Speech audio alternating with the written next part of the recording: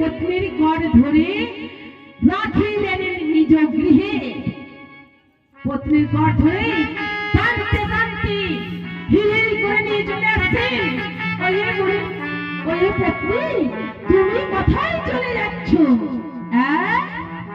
আমি তোমার স্বামী, আমাকে ছেড়ে দিয়ে তুমি কোথায় যাচ্ছ? এসো এসো, তোমায় আজ আমি উপযুক্ত শাস্তি দেব। এই বলে সেই মণির হস্ত ধরে টানতে টানতে গৃহের মধ্যে ঢুকিয়ে দিয়ে ঘরের দরজা জানালা বন্ধ করে দিয়ে বলছে, ওহে মনির পত্নী, এইখানে তুমি থাকো, তুমি কোথায় যাবে? মনির পত্নী বলছে, মনি ঠাকুর, আমায় ছেড়ে দাও, আমি রামকৃষ্ণ দর্শনে যাবো। ওহে মনি ঠাকুর